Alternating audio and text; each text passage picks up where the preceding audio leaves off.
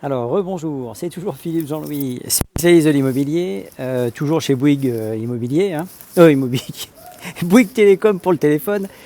Et franchement, monsieur Bouygues, mettez des antennes dans le 9e, c'est pas normal d'être en plein Paris et que ça ne fonctionne pas.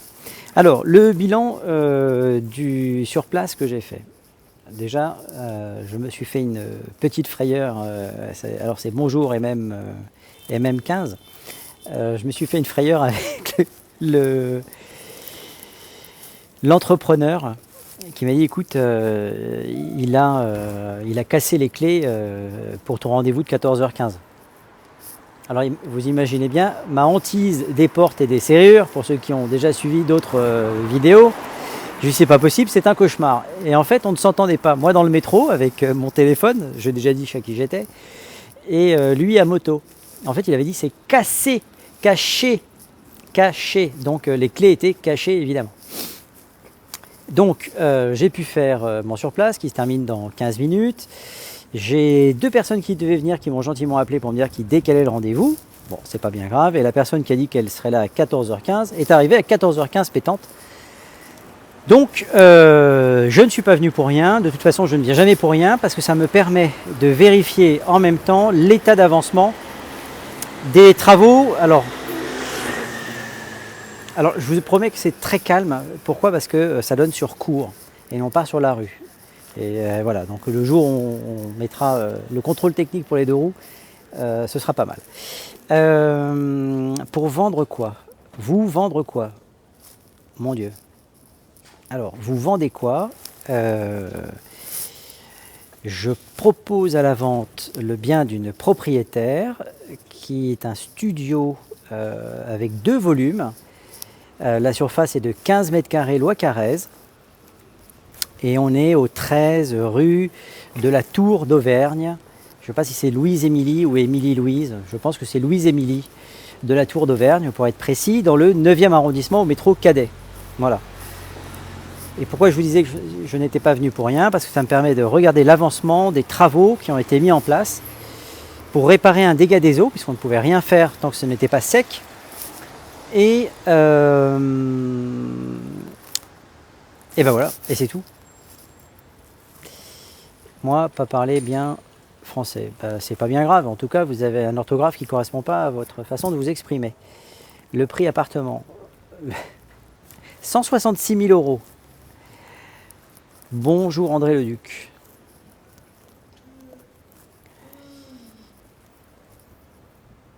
Gilles Carrez. Ouais, j'ai l'impression qu'il y a le père Fouras qui va sortir d'un endroit. Franchement, il y a certaines personnes, quand elles écrivent, c'est une énigme. Alors non seulement c'est une énigme, écoute, cher MM15, alors si tu parles pas français et que tu trouves que c'est déjà cher, il faut que tu changes, il faut aller voir d'autres surfaces. Voilà. Il y a plein de choses à vendre à Paris. Et il n'y a pas que Paris d'ailleurs. Pourrais-je vous poser la question? Alors ça c'est amusant, ça c'est toujours les réseaux sociaux sont comme ça, et ça j'avais déjà remarqué, c'est que quand on expose un prix avec une surface, on a toujours des personnes qui, au lieu de dire bon c'est pas intéressant, je vais investir ailleurs, qui vont donner leur avis. Pourquoi pas, hein, pourquoi pas, hein, vous êtes libre, hein, c'est un live. Hein. Donc André Leduc, pour pas le nommer, 15 mètres carrés, 166 000 euros. Ben écoute, tant mieux pour toi André, si ça t'a fait rigoler. Sans commentaire, quelle formation pour se formera l'immobilier? Et vous êtes plusieurs les amis là. Pour se quelle formation pour se former? Alors ça dépend dans quel pays. En France,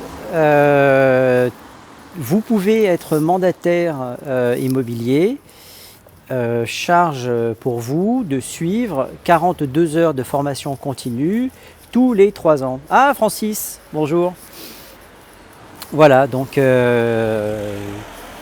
tu tapes sur Google formation immobilière. Alors voilà, et puis tu peux même faire des BTS de profession immobilière. Et voilà, et puis le reste tu pourras le trouver sur internet. Où investir? Ben, où ça te semble le mieux en fait. Je n'ai pas de réponse toute faite pour toi, cher MM 15, 10, 12, 14 là. Où investir? Ben, ça dépend de la rentabilité que tu cherches, ça dépend. Si c'est une question et tu es probablement un béotien là-dedans, eh bien je t'invite à aller investir à côté de chez toi. Parce que si jamais il y a un petit problème et que tu dois te rendre sur place pour suivre éventuellement ou aider ton locataire potentiel, eh ben, il vaut mieux pas être bien loin de chez soi. De chez soi, il vaut mieux que l'investissement ne soit pas loin de chez soi, pardon. Moi, vouloir travailler immobilier, mais je vais apprendre français. Ouais, je pense que c'est un bon début, ouais, parce que alors là, ça semble un petit peu compliqué. Hein. La plus-value que tu as vraisemblablement, c'est de parler une langue étrangère, donc ça c'est déjà très très bien, mais la moindre des choses, c'est de se faire comprendre par le marché local où tu te trouves. Tu nous conseilles d'investir à Paris, il peut se louer combien le studio? Alors ça c'est Scud. Moi je vous conseille d'investir là où vous êtes, si ce sont les premiers investissements. Un studio comme celui-ci, alors après on va re-rentrer dans d'autres considérations. Soit vous faites du meublé, soit vous faites du vide, et dans ce cas-là je vous invite à aller regarder les vidéos que j'ai déjà faites. À Paris on a une chose qui s'appelle l'encadrement des loyers.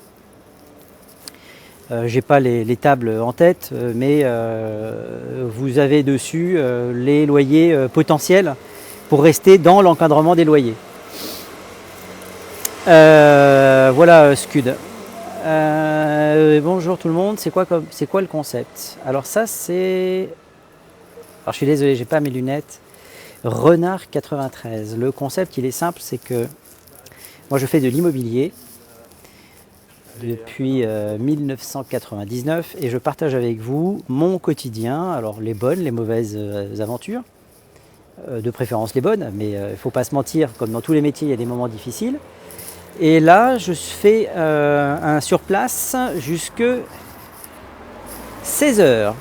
Voilà, donc c'était ça le concept, et le concept c'est que si vous avez une question qui concerne l'immobilier, de près ou de loin, bien, j'y réponds lors des lives, voilà. Comme par exemple celui-ci. Alors évidemment, il ne faut pas se gratter les yeux, et c'est évidemment ce que je suis en train de faire. Voilà, c'est pas grave. Salut Louis-Philippe. On t'écoute tonton. Un studio 100 000 €, Paris 15 mètres carrés. Bon, MMM, je veux bien répondre aux questions, mais si ce sont des énigmes, en fait, je vais directement passer aux vraies questions et pas aux énigmes. Hein. Je suis désolé, mais Fred, 1200 €, c'est sérieux? Oh là là, il y a des mecs qui sucent pas que des glaçons. Hein. Je ne sais pas si vous connaissez l'expression, mais le pauvre monsieur, là, il ne boit pas que de l'eau. Alors, à Paris, les prix restent très stables. Oui, tout à fait, Alfredo. Si c'est une question ou une affirmation, si c'est une question, je te réponds oui. Si c'est une affirmation, je suis d'accord avec toi.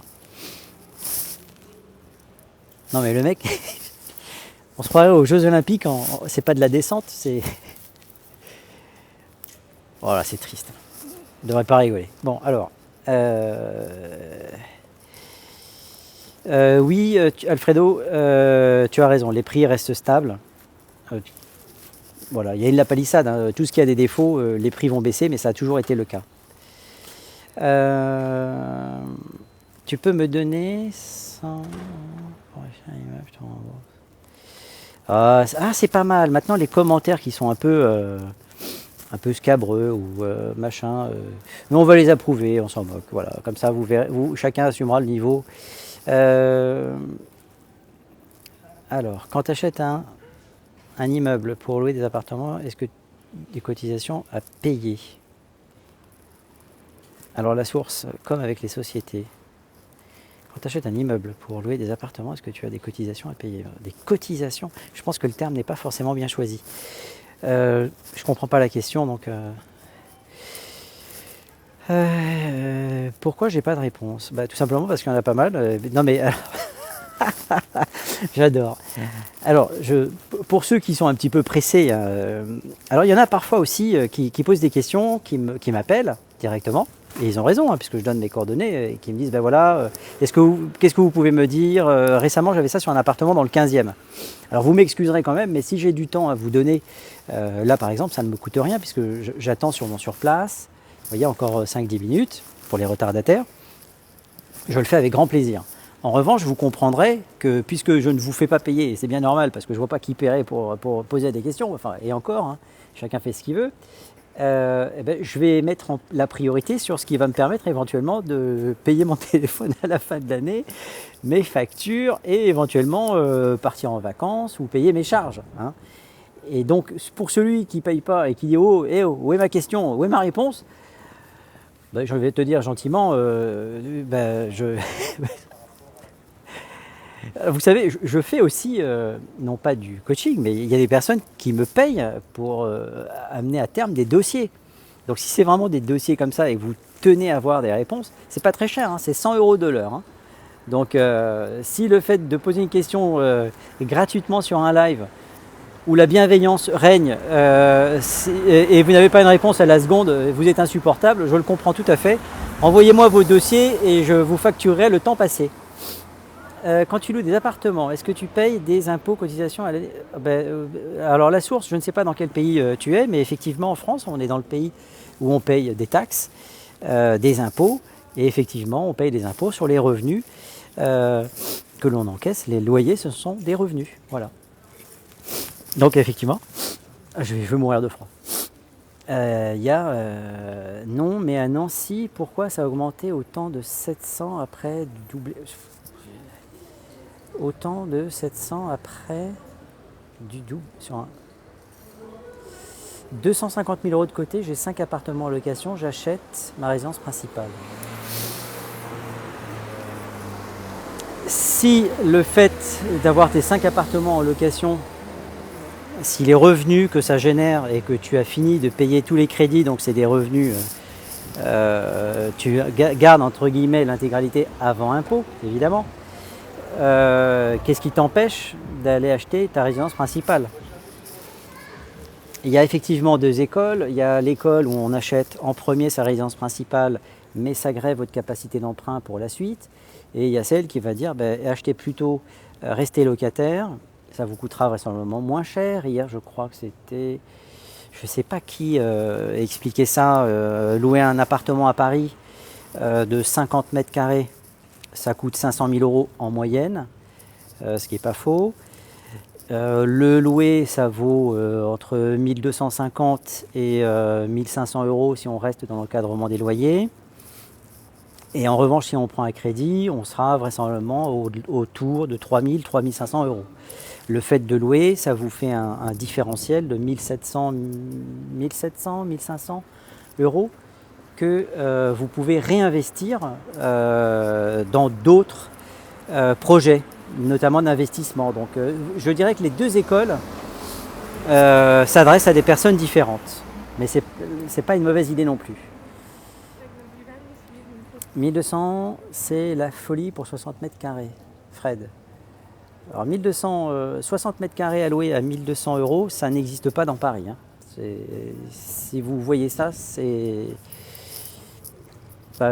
n'hésitez pas, hein, envoyez votre dossier tout de suite. Hein. Moi, j'ai jamais vu ça. Hein. 20 € le mètre, jamais vu. 250 000 € à placer. À Nancy, oui, alors encore une fois, moi je suis à Paris dans le 16e. Hein. Bon, là, en l'occurrence dans le 9e, mais je suis parisien. Donc les prix que je vous annonce, tout ce que je vais vous dire va se baser sur le point de vue d'un Parisien.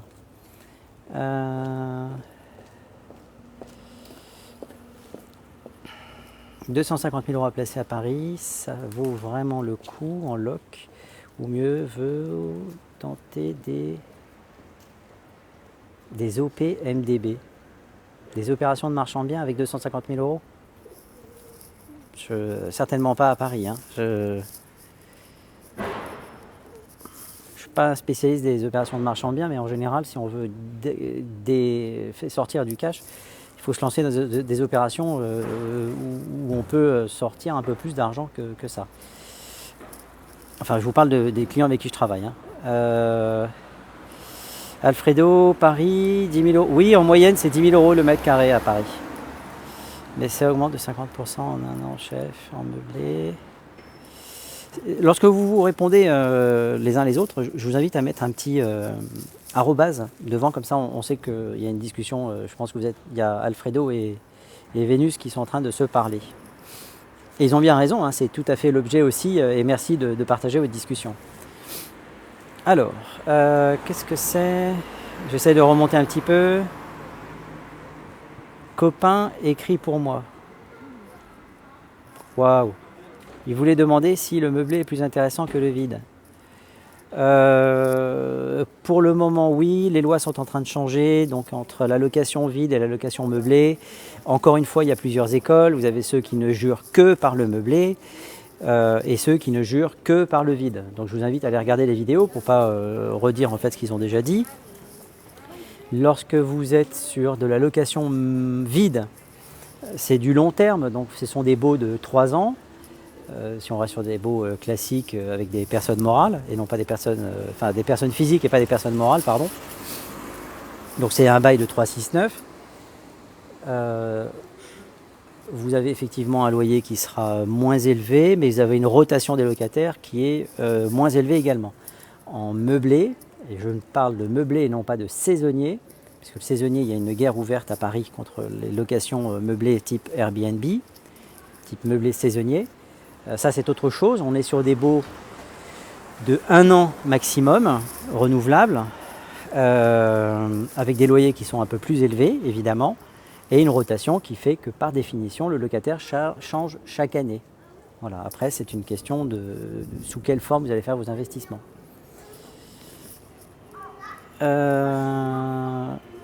Merci pour les infos, de rien. Alors là maintenant il y a des abattements, il y a des choses comme ça. Que faire? Que de faire un crédit? Alors je ne sais pas, je pense que c'est à la fin de phrase ça, mais... Donc voilà les 94 personnes qui sont sur le live. Je vous invite évidemment à vous abonner. Je vous remercie tous parce que c'est grâce à vous que j'ai franchi le cap des 10 000 abonnés. Je ne sais pas ce que ça change en fait. C'était une sorte de concours avec Immobilier qui est à plus de 20 000 lui je pense maintenant. Et voilà, faudra que je lui demande, je vais demander ce que ça change en fait. Enfin voilà. Si vous avez d'autres questions, j'y réponds avec plaisir.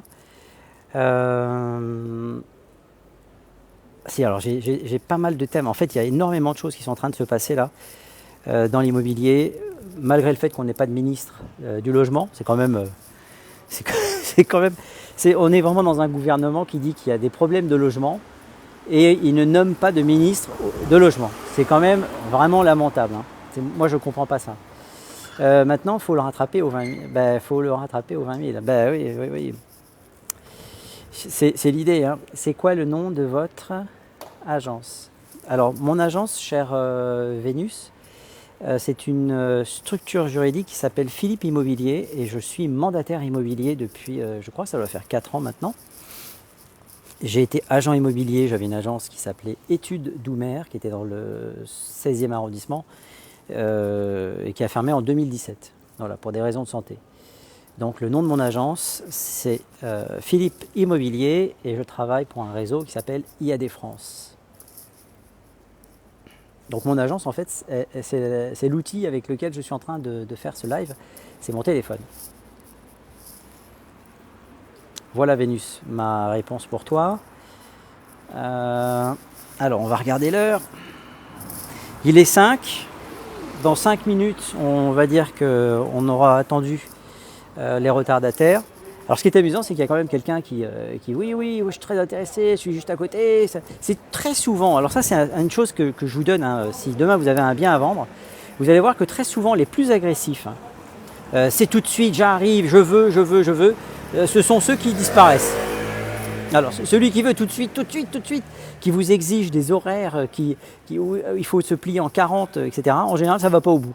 La preuve, il y a une personne qui m'a dit oui, non, mais je suis juste à côté, c'est fantastique, j'ai 200 mètres à faire. Je ne l'ai pas vu. Hein. Et il fallait que je sois là sur les doigts sur la couture du pantalon. Alors, tu as eu du monde pour les visites. Alors Arthur, je devais avoir 3 personnes. J'ai une personne qui est venue plus motivée, qui veut faire un cabinet. Donc j'attends gentiment que le syndic me donne la réponse. Et j'ai 2 personnes qui ont remis à plus tard la visite. Et j'ai eu une dizaine de contacts. Mais la difficulté quand on fait un sur place, c'est que ça ne correspond pas toujours aux horaires de tout le monde. Et en fait, je voulais laisser l'entrepreneur travailler au maximum ce matin.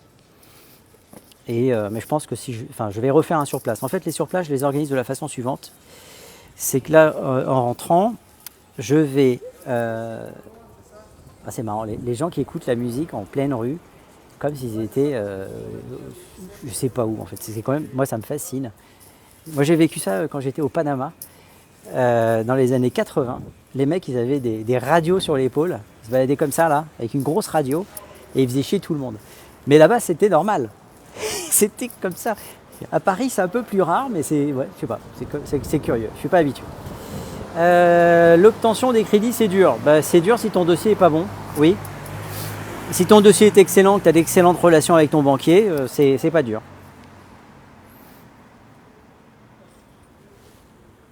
Mais a priori, ils vont rouvrir les vannes, donc soyez pas inquiets. Invite Soussou, c'est moi. Alors, je suis courtier meilleur taux, ce besoin. Voilà, donc la personne qui dit c'est dur, allez voir Los Plagistos, Plagiatistos, qu'est-ce que c'est que ce Plagiatistos, voilà. C'est combien les taux? Non mais c'est quand même assez incroyable. Je veux bien être patient, enfin les mecs, c'est pas, ça vous embête de mettre les formes? Moi alors si les plagiatistos veut bien répondre, c'est combien les taux? C'est mais enfin, allez, je vais me retenir parce que sinon, franchement, je l'aurais muté. Et il n'y a pas de taux prédéterminé. Tiens, voilà ta réponse. C'est au cas par cas. Voilà, bien répondu ça. Alors puisqu'on a les plagiatistos là qui sont là, on peut peut-être quand même lui demander déjà avec courtoisie. Bonjour les plagiatistos. D'après toi, est-ce que les taux vont augmenter ou baisser? 25 ans, il y a tout, 4 à 4,70, c'est très aléatoire. Voilà une réponse fourre-tout et ça me va. Hein. C'est pas une critique. Hein.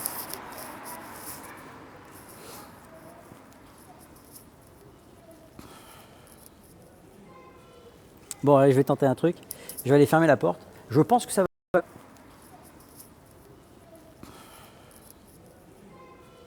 Bon, allez, je vais tenter un truc. Je vais aller fermer la porte. Je pense que ça va.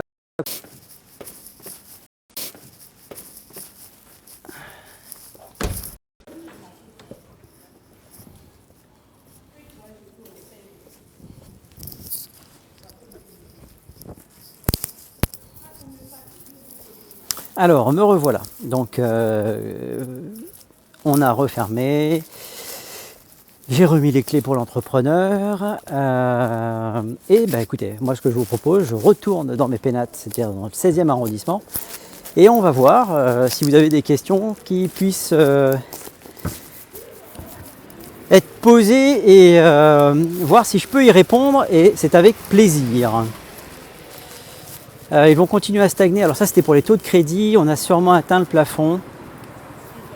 D'accord. On parle de crédit à 30 ans maintenant.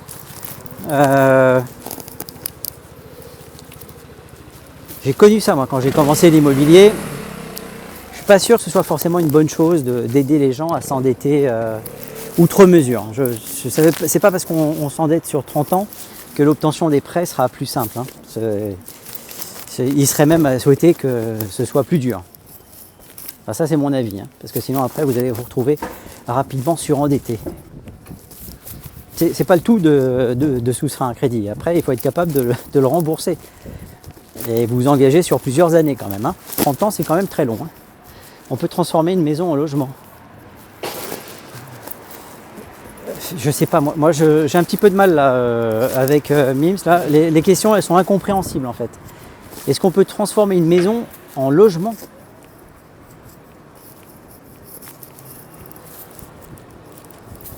Bon, s'il y a quelqu'un qui veut bien répondre, parce que en plusieurs logements, ah oui.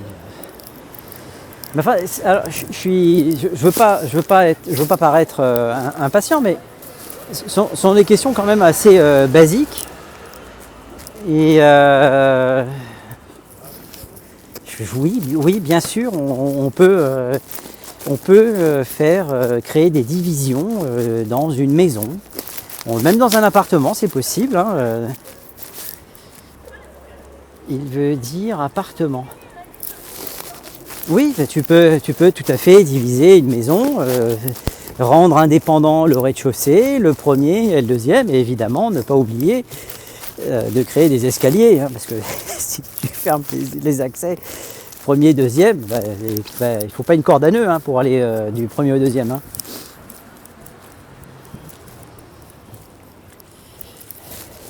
Si c'est pour faire de la colocation, oui, c'est une bonne idée, mais pour faire de la colocation, vous savez, vous pouvez même le faire. J'ai visité il y a quelques mois. Je ne l'ai pas commercialisé d'ailleurs parce que ça me semblait déraisonnable au niveau du prix. Un appartement de 2 pièces qui était fait clairement pour faire de la colocation. Donc le plan était pas mal. Il y avait une entrée donc commune. Et chacun avait un espace avec une cuisine et salle de bain partagée. Voilà. Mais la personne faisait de la colocation dedans. Et elle semblait dire que ça marchait très bien. Voilà. Merci, tu es gentil. Désolé, je t'embête. Tu m'embêtes pas, mais parfois,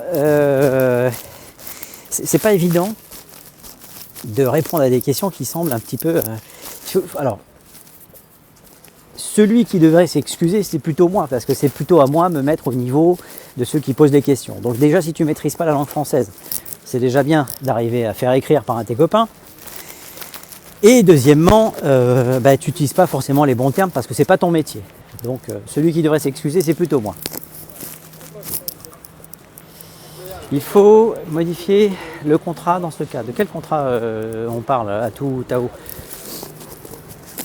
Il n'y a pas de contrat à modifier. Si tu es propriétaire de ta maison, je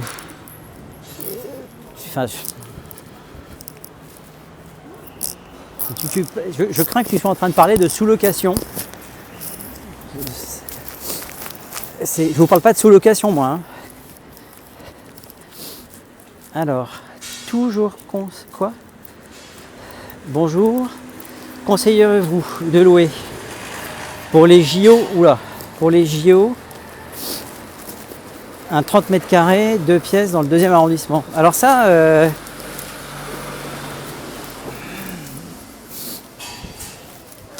c'est une bonne question. Moi, je fais partie de ceux qui sont plutôt inquiets. Et je suis plutôt de nature positive, mais les JO, franchement, je le sens pas. Et je me permettrai pas de vous dire oui, c'est une bonne idée, louer. J'entendais quelqu'un la dernière fois qui disait oui, alors surtout ne louez pas aux Américains, ils vont faire la fête, ils vont détruire l'appart. Bon, je pense qu'il n'y a pas de règle absolue. C'est pas parce que c'est des Américains, c'est pas parce que c'est des Russes, de ce que vous voulez, des mecs du Moyen-Orient, de n'importe où, qui vont forcément détruire qui vont forcément déglinguer votre appart. En revanche, je ne sais pas si ça va être l'Eldorado promis avec des chambres de service, des studios. À un moment donné, on entendait parler de 500 € la nuit pour un studio. Déjà, je pense qu'il s'il y a du monde qui vient pour les JO, ce sera déjà pas mal. Ça m'a l'air d'être mal embarqué, mais bon. Tac. Moi, je loue à des mairies pour du social. Oui, pourquoi pas. Il faut bien des logements sociaux. Et je pense que c'est à partir du moment où c'est la mairie qui paye, je pense que c'est pas une mauvaise, tu prends pas trop de risques, on va dire. Mais j'ai pas d'expérience dans tout ce qui est social, hein. Vous l'aurez remarqué, le social c'est pas ma spécialité. Ça c'était le Luxo. Le problème c'est que si je mets mes lunettes pour voir l'écran, je vais me casser la gueule parce que c'est des trucs de lecture. Alors je vais faire en sorte parce qu'il doit y avoir du vent là pour vous. Donc je vais faire attention à vos oreilles.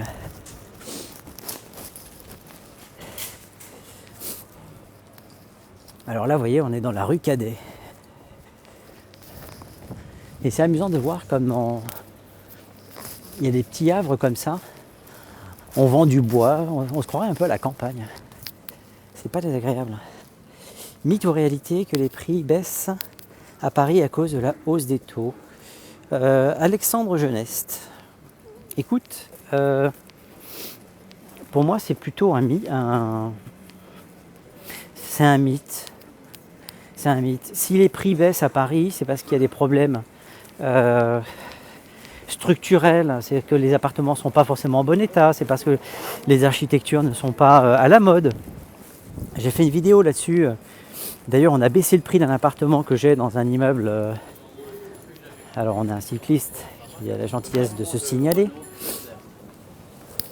Puis il devrait rouler encore plus vite, hein, parce que le mec est dingue en fait. Les mecs, ils sont fous. Et on a baissé le prix. Et comme par hasard, au bout de 2-3 jours, eh bien, je n'avais aucun appel sur cet appartement. C'est-à-dire que j'avais quelques appels, mais dès que je décrivais, parce que alors à croire que les gens ne regardent pas les descriptifs. En fait, il y a une grosse sélection, il faut le savoir, hein, ça, une grosse sélection qui est faite par le prix. Et dans un deuxième temps, ils vont aller regarder les détails. Donc, il y a un prix, attends, c'est intéressant. Ben oui, mais le prix était intéressant, entre guillemets, pour le quartier, parce que c'était un immeuble années 60, dans un quartier où il y a énormément de construction. Ben, je me suis paumé, moi. Ah ben non, c'est par là. Attendez. Ah si, je me suis paumé, non, c'est par là. Dans un quartier où il y a énormément d'immeubles en pierre de taille. Et donc, il dénote un petit peu, cet immeuble-là. Et du coup, on a baissé le prix avec les propriétaires. Non pas parce que le prix du quartier baisse, c'est tout simplement que cette année de construction, par rapport aux années d'avant, était plus difficile à vendre. Voilà, les critères augmentent peut-être. Il faut dire tout simplement peut-être que le prix était pas le bon, le prix de départ n'était pas le bon. Et donc pour moi, c'est plutôt une correction qu'une baisse de prix. Mythe ou réalité, les prix baissent à Paris à cause de... Non, alors la hausse des taux, ça touche surtout, j'ai envie de te dire, les primo-accédants. Après, il est évident que sur un taux qui va... alors tout ça, c'est un peu compliqué. Bon, je vais essayer de faire une réponse qui soit un peu plus claire. Quelqu'un qui va avoir... Alors je vais vous parler de budget parisien, donc ne tombez pas des nues et ne vous énervez pas en me critiquant et en disant que je vis sur une autre planète. C'est tout simplement, je vais vous parler du marché que je connais. Quand vous avez... Bon, on va doubler. Hop. Quand vous avez des clients qui ont 1 million de budget, d'accord, qui est validé et que les taux commencent à augmenter. En fait, ils vont pas baisser leur budget, pas leur budget, mais ils vont pas baisser leurs critères. Voilà, je vais y arriver. J'essaie de vous faire une explication qui soit compréhensible. Ils vont simplement remettre à plus tard leur budget, leur projet, pardon. Donc ils viseront toujours un appartement à 1 million d'euros, c'est-à-dire grosso merdo 100 mètres carrés, à la louche. Hein. Et si le taux augmente et qu'ils ont 50% d'apport, et que du coup, en augmentant sur les 50 autres pourcents, ils perdent 30%, 150 et que leur budget global arrive à 850 000, eh bien, ils vont suspendre leur budget, leur projet, je vais y arriver, leur projet, et de fait, ces gens-là vont quitter le marché. Mais il y aura toujours quelqu'un qui n'aura les appartements qui sont sur le marché s'adaptent à la demande. Et dans ce cas-là, il faudra expliquer à des vendeurs où il n'y a aucun appel qu'on est dans un marché d'acquéreurs, et ça fait déjà 2-3 ans qu'on est dans un marché d'acquéreurs, et que ce sont les acquéreurs qui ont la main. Et qu'il ne suffit plus de dire je veux 1 million pour un appart. Si les gens disent bah oui mais nous maintenant on met 900 000, eh bien ce sera 900 000. Et si vous êtes prêt à l'accepter, ça deviendra le nouveau marché. Voilà. Mais on ne peut pas dire que ce soit c'est pas parce que les taux augmentent que les taux baissent. Que les taux augmentent, pardon, que les prix baissent. Voilà, j'espère que mon explication a été... En fait, je vous explique, chaque fois que je vais visiter cet appartement, je passe par un endroit différent. Je n'ai encore jamais pris 2 fois la même rue pour venir visiter cet appartement. Je ne sais pas comment ça se fait. Alors, quelqu'un me demande...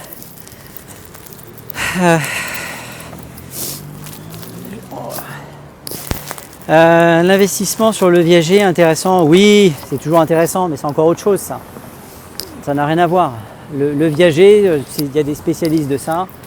J'en ai plutôt moi une bonne image, parce que ça permet à des personnes âgées d'améliorer leur fin de vie avec un capital qu'ils vont recevoir tout de suite, qui correspond à la louche à 30% de la valeur vénale du bien, et une rente, parce que la plupart du temps il y a une rente, et de rester chez eux si c'est un viager occupé, et éventuellement d'aller se mettre ailleurs si c'est un viager vide. Voilà, auquel cas vous pouvez faire ce que vous voulez dès le départ, puisque vous êtes tout de suite propriétaire. Bon, je ne sais pas si ça va marcher ou pas, mais maintenant on prend la ligne 9 pour retourner dans le 16e. Alors, peut-on encore emprunter si on a déjà investi avec des emprunts? Oui, tout dépend de ta capacité d'emprunt. À un moment donné, si c'est trop et qu'on a dépassé 30-35%, 33-35% de ta capacité d'endettement, à un moment donné, quand tu as trop de crédit, tu peux plus, ça ne passe plus. Et le meilleur conseil que je puisse te donner, c'est de passer par un courtier. Voilà, qui lui sera encore plus précis dans les démarches à faire et dans les explications. Alors là, on est où là? C'est par là. Oui, je ne maîtrise pas encore le métro. Pour un Parisien, c'est quand même lamentable. Alors, j'ai besoin de vous, s'il vous plaît. Oui, c'est bien, super. Si c'est important, je t'invite à m'envoyer un WhatsApp. Quoi? Mais avant, les loyers compensaient les remboursements, mais maintenant, ce n'est plus le même calcul. Je suis pas tout à fait d'accord, mais je vois pas le lien. Il y a quelque chose qui m'échappe là. Alors, un bien sur Paris 20e, peut-on encore emprunter si on a déjà investi avec des emprunts? Oui, tout va dépendre, je viens de répondre.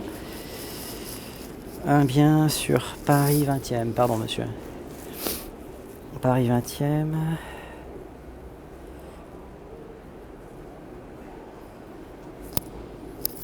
On a la chance d'être dans le métro parisien. Et ça passe. C'est quand même incroyable. Ça passe mieux dans le métro que dans la cour d'un immeuble à Paris 9e. C'est n'importe quoi. Alors voyez, tiens, regardez, on va vous montrer un petit peu pour ceux qui ne connaissent pas Paris et qui posent beaucoup de questions. La Tour Eiffel, d'accord? Si vous coupez Paris en deux, comme ça, d'accord? L'ouest et l'est.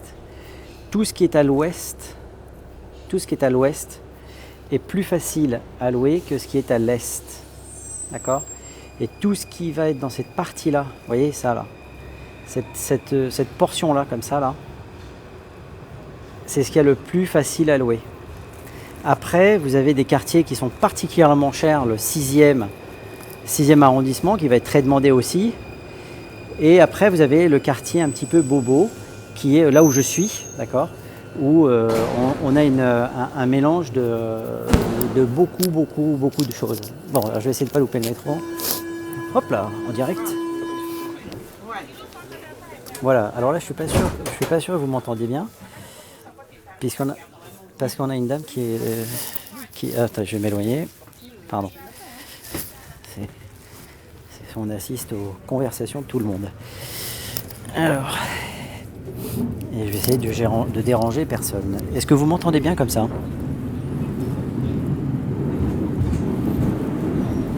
Richelieu-Drouot. Alors, on est à Richelieu-Drouot. Alors, si ton salaire est de 3 000 €, ton loyer 1 000 et remboursement 1 000, il te restait quoi? Si ton salaire est de 3 000 €, ton loyer 1 000, ton remboursement 1 000, avant il te restait 3 000. Ouais, je suis pas sûr que le mode de calcul soit comme ça aujourd'hui, en effet.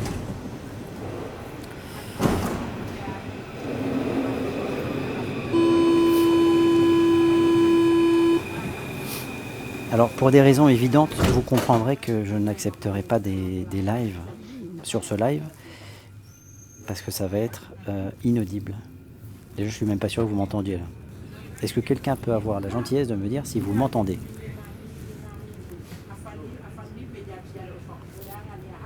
Si on a une dame qui parle, j'ai l'impression... Elle doit pas comprendre le principe... Merci beaucoup. Elle doit pas comprendre le principe de téléphone portable en fait. Elle met le téléphone portable sur sa joue, le haut-parleur est à fond et elle parle à côté. Enfin bon, n'importe quoi. Bon bah c'est top. C'est très bien si vous m'entendez. J'avais fait un live d'ailleurs. Pas un live. Si, on avait fait un live avec les stations de métro et les prix. C'était assez amusant d'ailleurs. Ce serait amusant de le refaire ça. Cherche à vendre un 30 mètres carrés dans le centre de Paris, 400 000 € illusoire selon vous. Alexandre Geneste, 30 mètres carrés dans le centre de Paris, 400 000. Tout dépend. Est-ce que c'est un rez-de-chaussée? Est-ce que c'est un dernier étage? Est-ce que c'est en bon état? Est-ce que c'est pas en bon état? Est-ce que tu as un bon ou un mauvais DPE? C'est impossible de répondre comme ça. C'est illusoire si c'est pourri, c'est tout à fait réalisable si c'est en dernier étage et qu'il y a une vue exceptionnelle. Et le centre de Paris, ça veut tout dire et rien dire en fait. Premier, deuxième, troisième, quatrième. Dernier étage, chambre de bonne haussmannien. Après, il faut voir s'il y a un ascenseur. Est-ce que c'est sans ascenseur, pas d'ascenseur? Havre Comartin.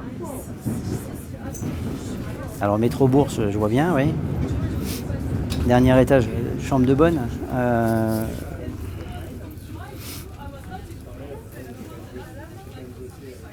Tu peux nous le décrire un peu plus parce que là, 30 mètres carrés. Est-ce qu'il y a un ascenseur ou pas?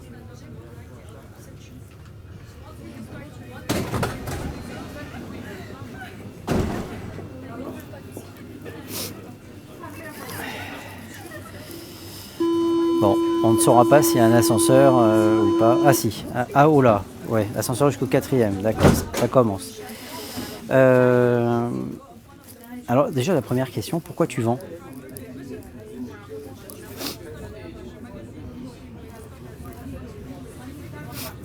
Est-ce que c'est loué actuellement? Ah, je suis désolé de renifler, hein, c'est épouvantable.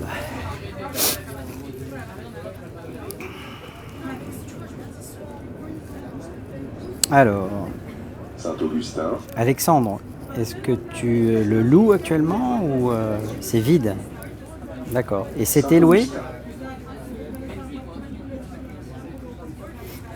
Donc j'imagine que tu es sous les toits. Pour le mettre en location, comment faire? Ah, on est passé à autre chose là.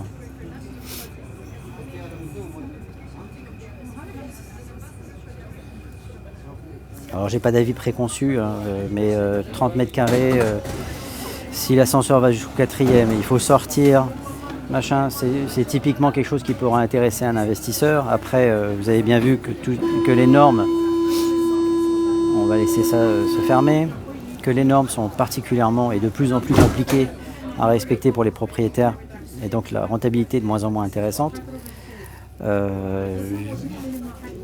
Si tu veux, je te fasse une estimation, tu m'envoies sur mon... Alors vous avez mon numéro de téléphone en fait dans ma bio, il y a marqué téléphone, et vous avez mon numéro, donc tu peux m'envoyer par WhatsApp et je te dirai ce que j'en pense, mais il me faut plus d'éléments. Je peux très bien te dire facilement si sur la bourse, à mon avis, on est plutôt aux alentours de 11 000 euros du mètre. 30 mètres carrés, ça fait 330 000 et pas 400 000, mais bon, c'est vraiment à la louche. Zibo, pour mettre en location, comment faire? Pour mettre en location un appartement, il faut commencer par faire des diagnostics. Donc tu vas faire venir un diagnostiqueur chez toi qui va certifier la loi, non pas selon la loi Carrez, mais la loi Boutin. C'est pas la peine que je te l'explique, c'est le diagnostiqueur qui le fera. Après, ils font un diagnostic de performance énergétique et il y a d'autres diagnostics, mais il y en a un petit peu moins que pour mettre en vente. Une fois que tu as ça, tu vas voir une agence, tu dis voilà, j'ai un bien à commercialiser, ils vont te faire une estimation. Si tu veux le faire tout seul, tu as un site qui s'appelle le site de la DRHIL. D-R-H-I-L.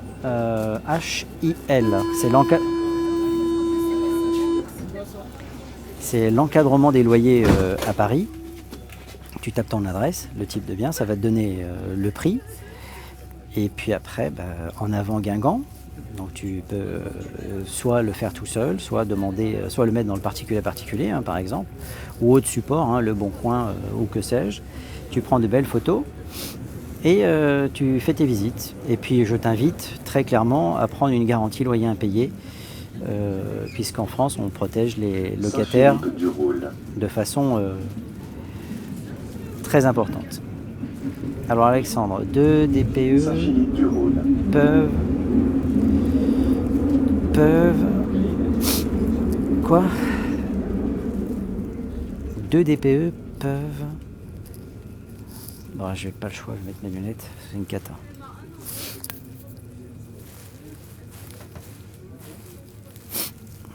Deux DPE peuvent mener à 2 notes différentes, encore une petite mafia. Bon, Alexandre, je te laisserai juge de tes propos, mais c'est pas une mafia, c'est juste qu'il y a des gens qui sont sérieux et d'autres qui sont pas sérieux.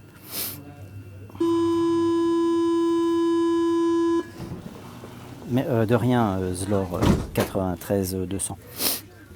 Je pensais que j'avais des larmes dans les yeux, non, c'est que mes yeux sont pourris tout simplement. Surtout avec la trêve hivernale, évidemment. Alors,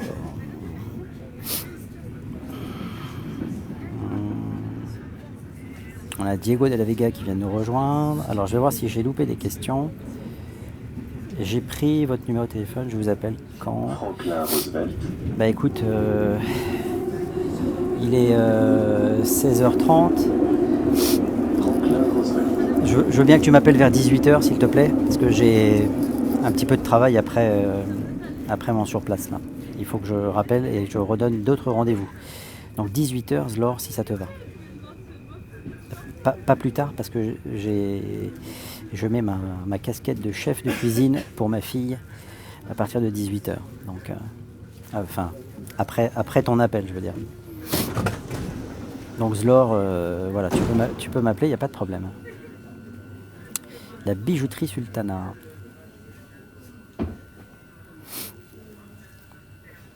Alors, tac. Alors pour ceux qui viennent d'arriver, je ne suis pas un spécialiste de la RATP. Je rentre d'un surplace dans le 9e arrondissement. Et je rentre dans le 16e. Pas de souci. J'ai projet sérieux sur Paris 11e. D'accord, ok, j'ai compris. Les gens sous Chambonne se vendent moins bien. Salut Olivier. Olivier, un voisin du 16e. C'est pas tout à fait ça. C'est que je pense que à force de sortir des lois dans tous les sens, de rien, Zlor, Zlor, à force de sortir des lois dans tous les sens, on ne sait plus sur quel pied danser. Donc ils ont raison, ils n'ont qu'à continuer. Quand les gens vont en avoir marre de payer des taxes dans tous les sens, ils vont arrêter d'investir dans l'immobilier Donc on va retirer des biens du marché de la location et les gens qui n'ont pas les moyens d'acheter iront se faire foutre. Alma Marceau. Bravo, hein. Bravo le gouvernement actuel. Hein. Super. Alma Marceau.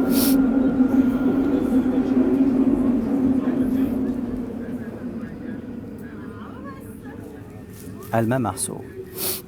Trop loin en France. Trop de lois en France. Oui. Oui, absolument. Et ça, je pense que c'est une maladie. Hein. C'est une maladie qu'on a chez nous. Hein.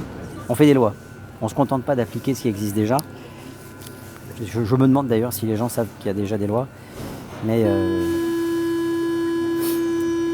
ils veulent laisser leurs petites traces, soit dans leur bureau, soit dans l'énormité des textes de loi. Est-ce que les JO, avec les Jeux Olympiques, le marché sera gelé ? Moi, je pense qu'il va y avoir une petite embellie pour les petites surfaces. Merci Olivier, j'avais corrigé tout seul, mais je te rassure, c'est assez lisible. Je pense qu'il va y avoir une embellie parce que les gens vont commencer à se demander si une chambre de service... Moi, j'en vends deux. Je viens d'apprendre que j'en vendais une deuxième et elles sont mitoyennes en fait. Et là, je suis sûr que quand je vais faire l'annonce, et je vais bien spécifier qu'elles sont mitoyennes, elles font un peu moins de 9 mètres carrés loi Carrez, elles font 8 quelque chose. Et en cassant la cloison entre les deux, on arrive sur une surface de 16 mètres carrés loi Carrez. On va lever tous les freins, hormis un, c'est le système de chauffage qui, dans ces deux chambres de service, c'est un séchoir, c'est un sèche-serviette qui fait... on peut les réunir, ouais, totalement. Elles sont mitoyennes. Alors mitoyennes, MM15, je te demande pardon, hein. Elles sont mitoyennes, ça veut dire qu'elles sont côte à côte. Et c'est une simple... On va laisser passer ça. Il faudrait quand même que les gens comprennent la RATP. Il faut enlever les sonnettes, hein, parce que quand on fait des TikTok dans le métro, c'est pas très pratique. C'est une cloison. Donc il suffit de prendre un grand coup de masse et tu ouvres les deux. On peut les réunir. Donc oui, à combien ? Elles sont à 105 000 chacune. Ça veut dire que l'ensemble, mais c'est deux lots séparés. Hein. C'est ça aussi qui est intéressant. 9 mètres carrés, il y a de la demande pour ça. Oui, bien sûr. Bien sûr qu'il y a de la demande. Elles sont louées 480 €, charges comprises chacune. Ce sont des vieux loyers et qui perdurent en fait. Donc Amine, on est sur une base de 105 000 pièces, c'est-à-dire 210 000 les deux. Si j'avais un conseil à donner, il vaut mieux acheter les deux ensemble que d'acheter l'une et puis de se dire tiens, je vais acheter la deuxième plus tard. Parce que vous paierez 2 fois des honoraires et 2 fois les frais de notaire, les frais de mutation, pardon. Je voudrais vexer personne. J'en ai une à Denfert-Rochereau. Écoute, Olivier, si elle est vide, fais en sorte de la mettre en location, tu verras. Salut Faustine. Bonjour Oksana. Bonjour Sissou. Si on doit faire des travaux, ne pas dépasser combien de pourcents du prix du bien ? Ça dépend, Géman. Ça dépend. Il n'y a pas de limite, entre guillemets, ça va dépendre du coût d'achat. En général, quand on fait une opération de marchand,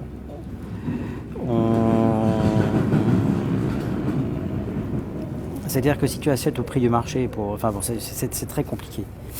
En dessous des 10 000 € du mètre, oui et non, ça dépend Olivier, parce que il faut faire attention. Alors, si on doit faire des travaux, il y a combien de pourcentage du prix du bien ? Géman, le prix des travaux aujourd'hui au mètre carré, on est entre... Alors attention, hein, avec facture, des travaux de bonne facture, on est entre 1 500 et 2 000 € du mètre. Il y aura toujours un entrepreneur pour vous dire oui, je peux faire moins cher. Mais si vous partez sur 1 500 €, vous n'aurez pas de mauvaise surprise. Donc pour moi, il n'y a pas de limite, ça dépend de ton objectif. Alors, Olivier, toi tu penses que... Oh, c'est chiant ce truc. Moins de 10 000 €, alors parce que tu réagis en faisant une estimation sur le prix, sur la base du prix au mètre carré. Mais tu peux faire aussi une estimation sur la base du rendement. Oui, je sais, je plaisante hein, quand je dis c'est chiant le truc. Oui, mais il y a pléthore de chambres de bonne parce qu'il y a plein de monde qui se demande ce qui va se passer. Est-ce qu'on va avoir le droit de les louer, pas les louer? C'est pour ça en fait. C'est encore des effets d'annonce des médias à la noix, ça, qui font peur à tout le monde. Pas tous les médias. Hein. On va pas mettre tout le monde à dos. C'est un peu ma spécialité. Hein. Moi, c'est bruit de décoffrage. Hein. Moi, vous avez vu, c'est parlons vrai. Hein. Donc, je suis pas là pour vous raconter des salades. Salut Norbert. Merci pour les 2 partages. J'avais pas vu. Il y a 2 partages de la vidéo, c'est sympa. Bonjour Coco. Les gens les bradent. Ah bah écoute, montre-moi où. Hein. On peut être agent immobilier en plus de son CDI. Oui, tu peux. Alors attention. Je vais pas t'en vouloir, mais agent immobilier, c'est parce que tu as ta carte de transaction.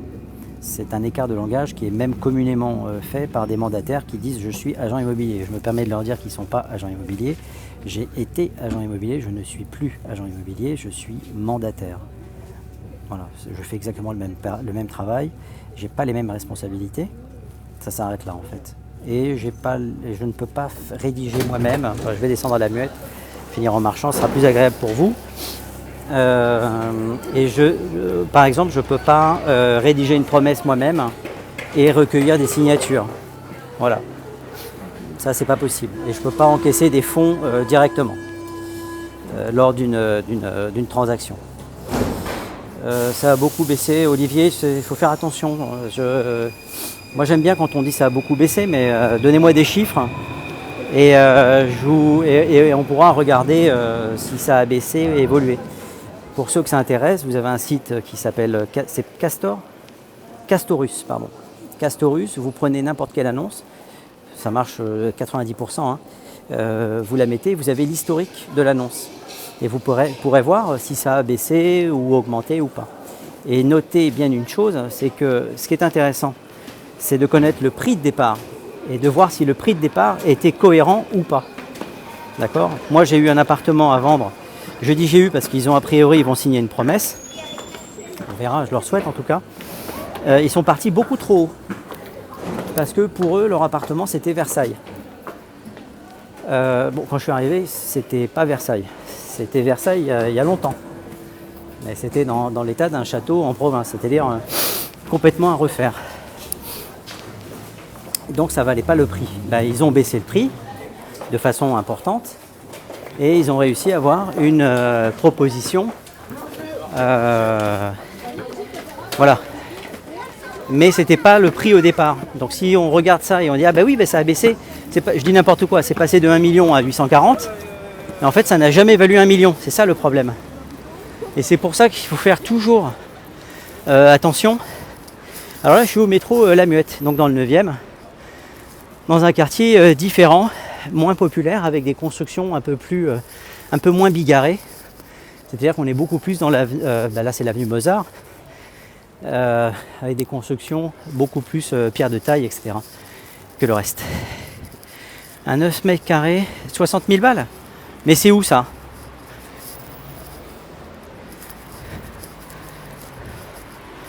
Non 16e, pas 9e. Quoi ? Quand on consulte les annonces, on ne sait pas où est la baisse, à part peut-être des volumes. Alors Géman, évidemment il y a eu une baisse des volumes, ça on en a déjà parlé. C'était moins 30%, si je ne dis pas de bêtises, début septembre. J'ai pas eu le temps, je vous assure que pour ceux qui pensent qu'il n'y a pas beaucoup de travail dans l'immobilier, je pense qu'on ne doit pas faire le même travail en fait, ou on ne travaille pas de la même façon. Parce que moi, je ne vois pas les journées passer tellement j'ai de travail. Et je suis en retard, ce que je déteste. Donc du coup, je ne vais pas vous mentir, mais je travaille beaucoup. Peut-être que ça se voit d'ailleurs. Mais il y a beaucoup de travail. Il y a des ventes tous les jours. Si ce n'est pas moi qui fais les ventes, quelqu'un d'autre les fait à ma place. Hein. C'est vraiment... Hein. Dans le 11e, ben alors, ce qui serait intéressant, Olivier, tu vois, c'est de prendre une annonce sur le support dont tu parles, par exemple, n'importe lequel, hein, sans donner de nom. Tu vas sur le site Castorus, et Castorus, en fait, va te donner l'historique. Alors, à un moment donné, il y avait des chambres de bonne qui étaient à vendre à 15 000 euros du mètre, 14 000, enfin, c'est des prix délirants. Mais, ils ne sont pas délirants si, par exemple, on a un loyer qui est cohérent. Et à partir du moment où on a un loyer qui est cohérent, on peut faire donc une estimation basée sur la rentabilité. Voilà, c'est pas le même mode de calcul. Il y a 3 modes de calcul et je vous ferai un live si ça vous intéresse d'ailleurs sur les 3 modes de calcul pour déterminer la valeur vénale d'un bien immobilier. Voilà. Alors, est-ce qu'il y a des questions? 15 000 euros du mètre exact. Oui, oui, bien sûr. Alors, pour ceux qui pensent que je raconte des salades, Olivier peut témoigner, parce qu'on se connaît, on est voisins, on habite dans le même quartier. J'ai pas la réputation de raconter beaucoup de salades, hein, ce qui m'amène parfois à avoir des problèmes, même dans la vie de tous les jours, parce que je suis assez actif dans mon quartier. Et quand quelque chose ne va pas dans mon quartier, ben, contrairement à beaucoup qui n'osent pas l'ouvrir, ben, moi je l'ouvre. Voilà, après on m'emmerde. Ouais, voilà. On me menace même. Mais on s'éloigne de l'immobilier. Mais l'immobilier, vous savez, l'immobilier c'est quelque chose qui se passe. Il faut aimer les gens. Voilà. Et quand on aime les gens, ben on s'investit. Tout simplement. Alors, vous êtes encore... Dites donc, on était 49, on est 46, on a perdu 3 personnes dans le métro. J'espère qu'elles vont se retrouver.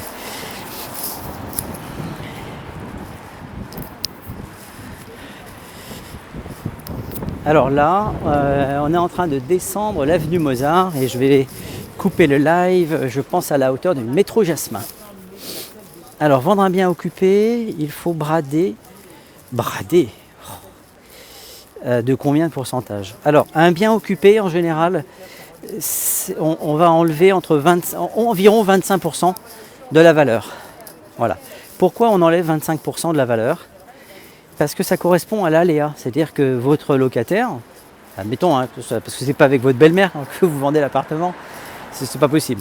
Donc si c'est un locataire qui est en place, eh bien, le jour où vous le vendez, ben, peut-être qu'il est à jour de ses loyers, mais peut-être que 6 mois après, il va perdre son boulot ou avoir un problème personnel et ne plus payer ses loyers. Donc, vous créez un aléa, un risque d'impayé, et ça a un coût.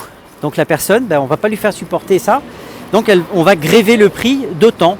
Et en général, on va jusqu'à 30%. On va jusqu'à 30%, donc en moyenne c'est 25%. Voilà, ça c'était pour Géman. Bonjour Marie-France, ou Marie-Françoise, ou Marie-Fernande. Marie-France peut-être quand même. Bonjour Sonia. Bonjour Aziz. Jobo, Samir. Bonjour Samir. Marie-France. Ah ben voilà, j'ai été bien inspiré. Donc bonsoir Marie-France. J'allais dire vous êtes la bienvenue, mais étant donné que je tutoie tout le monde sur TikTok, alors sachez que je vous tutoie tous sur TikTok, mais quand on se voit dans la vraie vie, admettons que ce ne soit pas la vraie vie en ce moment, mais je vous rassure, je suis exactement le même, hein, hors TikTok, ben je vous vois. Voilà, c'est un peu particulier, mais c'est comme ça. Donc tu es la bienvenue Marie-France. Est-ce que j'oserais demander aux 41 personnes qui sont encore là, où est-ce que vous êtes? Dans quelle ville? Me donnez pas... Enfin, si c'est à Paris, donnez-moi l'arrondissement, mais...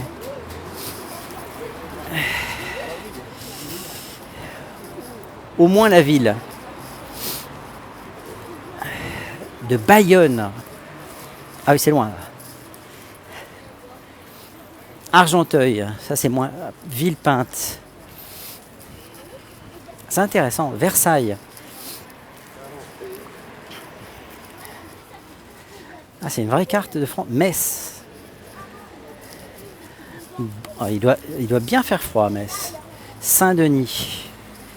Ça, c'est juste à côté.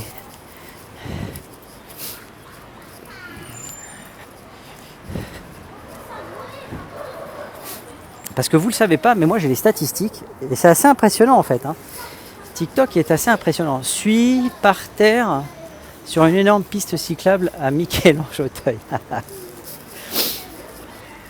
Villers-Cotterêts.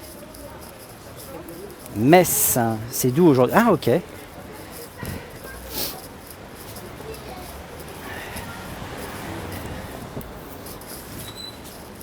Donc c'est ce que je vous disais, c'est qu'on a les statistiques de gens qui regardent.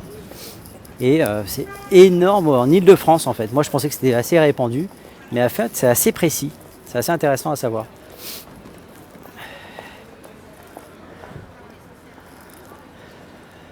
Merci à ceux qui ont joué le jeu pour donner les villes. C'est vrai que les faux dossiers explosent sur les locations. Oui, alors ça a toujours été le cas. Ça a toujours été le cas et malheureusement, j'ai envie de vous dire que c'est rare, mais je vais prendre la défense un petit peu des locataires qui le font. C'est qu'on demande tellement de pièces qu'il y a évidemment une explosion dans les faux dossiers. Voilà, les faux employeurs, mais bon, il y a certaines techniques pour arriver à détecter tout ça. Ça prend beaucoup de temps, mais je fais partie et je sais que il y a des gens qui ne comprennent pas. Quand je dis que si on protégeait moins les locataires et qu'on puisse les expulser en 30 jours, même pas en une semaine comme ça se fait à Bruxelles, je crois que c'est 48-72 heures, mais admettons un mois pour expulser un mauvais locataire. Un mauvais locataire, j'entends par là quelqu'un qui ne paye plus son loyer, d'accord? Eh bien, on récupérerait, à mon sens, à Paris, entre 50 et 60 000 logements. Parce qu'aujourd'hui, les propriétaires préfèrent les laisser vides que se retrouver avec des impayés et les récupérer des appartements détruits. Voilà.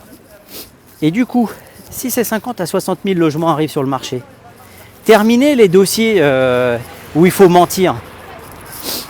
Terminez. Puisqu'à partir du moment où la règle du jeu est établie dès le départ, vous allez à Bruxelles, on vous demande une pièce d'identité, un chèque ou un virement, et vous avez vos clés le jour même. Pas à Paris, pas en France. En France, ça ne marche pas comme ça. Et ça ne marche pas comme ça parce qu'on va vous demander des tonnes de dossiers et il faut tout vérifier. C'est le prix à payer, donc il faut savoir ce qu'on veut. Est-ce qu'on veut protéger les locataires pour une infime partie qui fait chier tout le monde? Et du coup, on inflige aux 95%, 98% des locataires de bonne foi des vérifications à n'en plus finir? Ou est-ce qu'on libéralise ce système-là et on fait en sorte de pouvoir expulser les 2% de locataires, même 3%, peu importe, c'est très peu, de les foutre à la porte? Évidemment, il y aura toujours des exceptions, la personne qui ne peut plus payer parce qu'elle est malade, parce qu'elle a eu un accident, il y aura toujours de la nuance. Mais aujourd'hui, ce qui se passe, il n'y a aucune nuance. Et c'est ça le vrai problème. Nous, on a trop de lois. Oui, évidemment. Regardez ce qui s'est fait en Argentine. Je ne dis pas que c'est un modèle à suivre. Ils ont libéralisé totalement le marché de la location. Qu'est-ce qu'il y a eu? Une augmentation du nombre d'appartements à louer de 20% en un mois. Un mois ou 2 mois. Je crois que c'est en un mois. Même pas. C'est-à-dire, d'un seul coup, paf, il y a plein d'apparts qui arrivent sur le marché, qui étaient vides. Les propriétaires sont des magnifiques, on risque plus rien. Hop. Qu'est-ce qui s'est passé d'autre? Ça a fait baisser le montant des loyers. Oui, il faut le savoir. C'est comme tout. Si vous vendez des tomates et qu'il n'y a pas de tomates d'une année à l'autre, le prix de la tomate va augmenter. C'est tout bête. En revanche, si vous doublez le volume des tomates et que d'un seul coup sur le même marché il y a 2 fois plus de tomates que l'année d'avant ou la semaine d'avant, le prix des tomates va baisser. C'est les lois du marché. Laissez faire le marché. Plus de logements, ça voudrait dire que les logements vont baisser. Et si votre logement ne part pas parce qu'il est en mauvais état, vous serez obligé, pour être en accord avec la concurrence, de le mettre aux normes. Voilà. Sans pénalité. C'est juste le marché qui va vous pénaliser. Il n'y a pas besoin de faire des lois en fait. Au contraire. Ça c'est vraiment mon point de vue. Pourquoi on n'arrive pas à simplifier? Parce qu'on a, voilà, c'est c'est Geman qui te répond, le gauchisme, parce qu'on veut faire du social. On veut faire du social à outrance. Le problème, c'est que le marché de l'immobilier, c'est comme une barque, mais la barque, elle a été construite avec 10 places. Et quand les 10 places sont prises, il n'y a plus de place. Il ne faut pas accepter plus de monde. Donc, si on accepte plus de monde, la barque va couler et tout le monde va être dans la merde. Voilà. Alors là, pour le coup, c'est vraiment ce que je pense. Donc, libéraliser le marché de l'immobilier et vous allez voir que d'un seul coup, les premiers jours, les gens vont se dire tiens, qu'est-ce qui se passe? Est-ce que ça vaut le coup? Tiens, si on remettait l'appartement qui est vide, on change les moquettes, on met un coup de peinture, tiens, remets-nous un petit peu de trucs, machin, rends-le sexy, et puis on va le mettre, je dis n'importe quoi, on va mettre le 50 mètres carrés, on va le mettre à 1500 € par mois, charge comprise. Et il partira pas. Parce que le voisin, lui aussi il a mis, mais lui il va respecter son appartement sera en meilleur état. Mais attends, mais merde, il part pas. Mets-le à 1002. Et comme ça, on aura une baisse du marché de l'immobilier de façon mécanique, tout simplement. Je ne veux pas faire de politique ici, mais vous avez raison. Moi non plus, je ne veux pas faire de politique, mais malheureusement, quelqu'un posait une question. Est-ce qu'il y a un lien entre la politique et le logement et l'immobilier? Putain, il y a un mec qui est malade, il roule sur le trottoir. C'est vraiment... Alors pour ceux qui ne le savent pas, moi la sécurité routière, tout ce qui concerne les enfants, c'est mon dada. Et ce genre de connard, j'en peux plus moi en fait. Cette espèce de con qui roule dans une Porsche et qui roule sur le trottoir en fait. Ça vous le voyez pas, mais... Enfin bon, il pourrait rouler dans une 2 chevaux pourrie, ce serait pareil, ce serait le même connard. J'écris pour mon pote. Oui, ok, MM15. 60% hausse des fonciers. Oui, non, mais il y a tout ça aussi. C'est pas la gauche qui fait la majorité des lois IMO. Ils ne sont pas aux manettes. Alors, décibels. Il faut quand même être un petit peu honnête, d'accord? Et on a eu une Madame Duflot. Alors, je te laisse aller regarder si tu n'es pas complètement aveuglé par ce que tu crois. Et cette Madame Duflot, elle a fait beaucoup de mal à l'immobilier, d'accord? Et c'est pas parce que la gauche n'est pas aux manettes qu'elle n'a pas une influence. Il faudrait quand même arrêter de raconter n'importe quoi. Donc si demain on pouvait libéraliser les loyers, eh bien moi je vous paye mon billet, qu'on récupère des dizaines de milliers de logements à Paris, je ne vous parle même pas de la France, à Paris, et on règle beaucoup de problèmes de relations entre propriétaires et locataires. Beaucoup. Les loyers vont baisser. Ça va régler beaucoup de problèmes de façon naturelle. Voilà. À partir du moment où on veut intervenir et avoir la main mise, force est de constater que ça marche moins bien. Parce qu'il n'y a pas plus de logements depuis qu'on fait l'encadrement des loyers, etc. Ça, c'est faux, tout ça. Bien au contraire.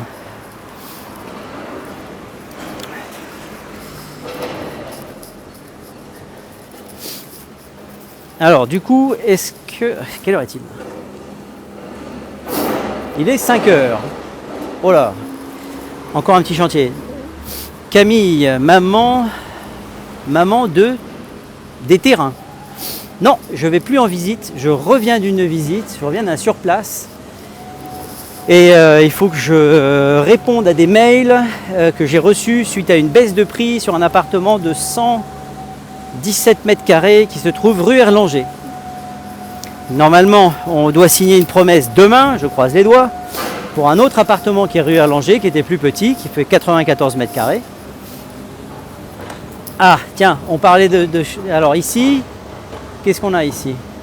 Encore un nouveau chantier, RIVP, donc des logements sociaux, dans le 16e arrondissement. Et là, on est rue... c'est quoi ça? C'est rue du Docteur Blanche. Je crois que je l'avais déjà montré. Alors, attends, je vais cacher le micro. Et alors, regardez ce qui est amusant. Est-ce que vous voyez le chantier?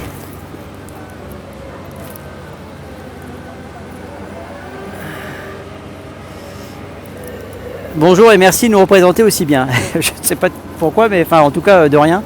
Est-ce que vous voyez le chantier? Ouais, d'accord. Bon, pour ceux qui ne le savent pas, la IRVP va gérer des logements sociaux ici. Ils ont enlevé d'ailleurs le panneau. Parce qu'il y avait un panneau qui était bien plus complet que ça. Je ne sais pas pourquoi ils l'ont enlevé. Ah si, là-bas. Attendez, je vais vous montrer. Voilà à quoi ressemble la rue Boulainvilliers. Alors ceci n'est pas une fusée de monsieur Elon Musk. Ce sont des bétonnières. Alors, qu'est-ce qu'on va créer ici? On va essayer de ne pas se faire renverser. 58 nouveaux logements sociaux, un local d'activité et 53 places de parking. Voilà, voilà à quoi ça va ressembler. C'est très moche, mais il faut du logement social, ça personne ne dit l'inverse. Après, la problématique que l'on rencontre assez souvent, c'est qui on met dans les logements sociaux. Ça, c'est encore une autre problématique. Mais mon propos n'est pas celui-là. Mon propos est le suivant, et vous allez voir. Ah non, c'est pas beau, c'est clair. Hein.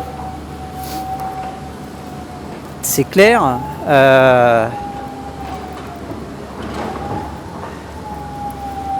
Alors, vous allez voir. Voilà. Donc ça, c'est le chantier. Et il y avait quelqu'un qui n'avait rien demandé, qui était là vraisemblablement dans une maison de famille, ou que sais-je, depuis, qui date à mon avis, ça doit être du 1910, ici. Donc je garde le suspense encore un petit peu. Et vous allez voir, voilà. Voilà, voilà. Alors cette belle petite maison, qui n'a rien demandé à personne, voilà. Et ben voilà ce qu'elle va avoir en voisin. Actuellement un chantier, d'accord, des logements sociaux et ici une belle petite maison, voilà. Bon, moi je ne dis pas qu'il ne faut pas de logements sociaux, je dis simplement qu'on pourrait peut-être regarder un petit peu ce qui se fait autour et de préserver un petit peu ce qui ressemble au vieux Paris. On n'est peut-être pas obligé de tout flinguer comme ça, voilà. Mais c'est un avis comme un autre, hein. Il vaut pas grand chose, c'est le mien. Donc, corner les bœufs. Donc voilà un petit peu la fin, comme vous dites. C'est ce qu'on. Oui, bah oui, évidemment. C'est qui on met dedans, évidemment. Mais on pourrait en parler longtemps. C'est un vaste sujet. Alors, Géman qui rest in peace. Oui, c'est exactement ça. Alors, je suis désolé, Géman, je ne sais pas pourquoi. TikTok m'oblige à valider vos commentaires ou tes commentaires, je ne sais pas pourquoi. Donc, je valide évidemment. C'est plein d'humour. Et là, ici, Camille, c'est pareil. Je ne sais pas pourquoi ça fait ça. La propriétaire de la belle maison doit être dégoûtée. Ah ben alors, ça, c'est clair. On se met à sa place un instant. Je vous remets la photo pour ceux qui n'étaient pas là au début. Et vous dites, bah tiens, finalement, si on allait s'installer en province, ou au soleil, ou je ne sais où il fait plus beau, ou voilà, d'accord. Et du jour au lendemain, alors j'exagère un peu parce que en général c'est pas du jour au lendemain, on est prévenu quand même avant. Pendant que c'est en cours de vente, voilà ce qui se présente. Et là, vous vous dites, ben, c'est mal barré en fait. Vous voyez. Donc là. Ah ben, très sincèrement, Olivier, en l'état, non. C'est absolument invendable. Et en fait, qu'est-ce qui risque d'arriver? Le promoteur qui est à côté, là, il va peut-être aller voir et dire, tiens, finalement, votre baraque est invendable. Je vous la rachète. Vous en vouliez 2,5 millions ou 3 millions, je vous en fais une offre à 800 000. C'est à prendre ou à laisser. Voilà ce qui peut arriver. Voilà. Donc... c'est ça la réalité. Puis ils vendent maintenant, les gens vont te signer. Mais bien sûr, évidemment, c'est mort. Là, c'est invendable en l'état. Voilà. Si la personne avait un couteau sous la gorge et se dise, tiens, je vais vendre tout de suite, c'est impossible. Impossible. Ou alors à des aveugles sourds. Voilà. Et je ne sais pas comment on communique. Mais si, bien sûr, avec une écriture, avec des petits points, du braille, voilà. C'est invendable. invendable en l'état. Franchement, alors après, il ne s'agit pas d'opposer les gens qui vont habiter dans les logements sociaux et les gens qui ont la chance, par leur travail, par leur famille, enfin ils ne sont pas responsables d'habiter dans une maison. Mais là, en l'occurrence, il est clair que le montant de la vente, si le chantier avait existé, si le chantier n'existait pas, ça n'a plus rien à voir. Rien à voir du tout. Alors Camille, évidemment, bien sûr c'est possible de vendre, mais à quel prix? Voilà, c'est tout. Oui, voilà, c'est ça. Voilà. Alors, je connais pas cette personne, je ne tiens pas à la connaître. Hein, c'est fantastique. Hein. Voilà. Elle a perdu de sa valeur, ben, c'est clair. C'est un petit peu, comme une autoroute qui irait se mettre. Vous le voyez quand vous êtes en France et que vous partez dans le sud de la France. Moi, j'y vais dès que je peux, ou même n'importe où. Vous voyez parfois des belles demeures qui sont à 50 mètres de l'autoroute. Ils n'ont peut-être pas voulu vendre. Et ben voilà, c'est invendable. Hein. Qu'est-ce que vous allez vivre avec à 50 mètres d'une autoroute, vous? Expulser un locataire qui ne paie plus, risquer, justice trop longue. Bah, Géman, malheureusement, je t'invite à aller regarder un film. Ce sera ma réponse. De battre, mon cœur s'est arrêté. Voilà, tu auras ta réponse. Il ne faut rien faire soi-même, hein, parce que vous êtes dans un pays où la justice est censée vous protéger. Mais malheureusement, parfois, on ne comprend pas très bien qui elle protège. Est-ce qu'elle protège la victime ou le présumé coupable? Puisque de toute façon, on ne parle que de présumé coupable. C'est fantastique. Mais enfin bon, ça, c'est encore un autre vaste domaine. Mais surtout, ne rien faire soi-même, évidemment. Ma mère est dans une situation similaire, mais au Maroc, elle veut même plus vendre. Ben, évidemment. Mais quelle que soit la ville, hein, on est bien d'accord, hein, la ville, le pays, à partir du moment où vous faites ça, mais c'est mort. C'est mort. Il n'y a plus qu'à attendre et espérer que ce soit de gentilles infirmières qui vont habiter dans les logements sociaux. Des infirmières, des pompiers, des gens, des femmes célibataires qui n'ont pas les moyens de. Il y a plein de gens. Malheureusement, c'est la mairie de Paris, très souvent, j'ai le sentiment, hein, je suis désolé, c'est comme ça. J'ai l'impression choisit des personnes.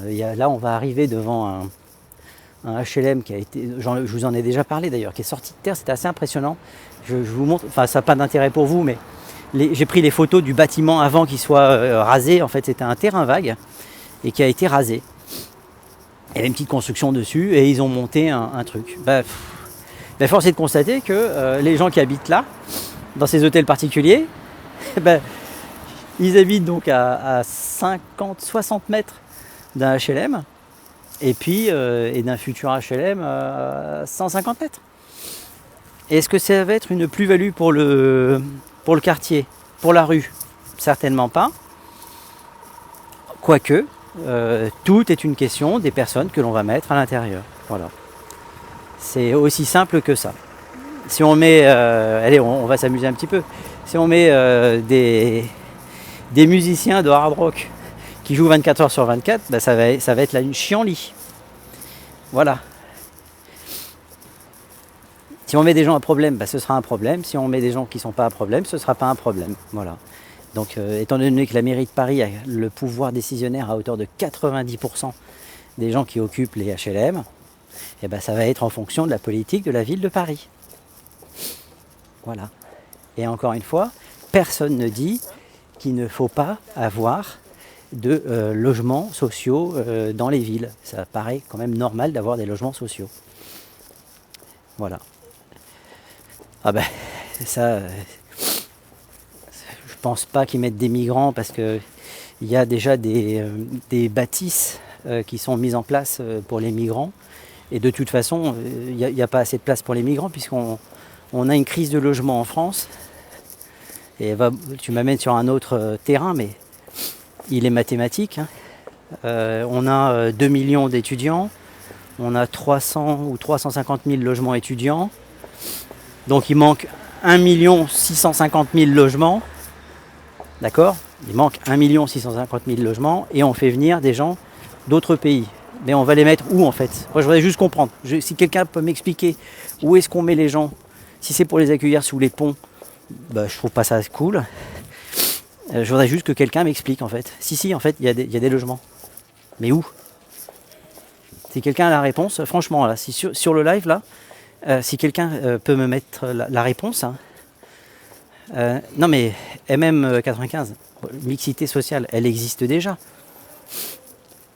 Il y a une mixité sociale en France.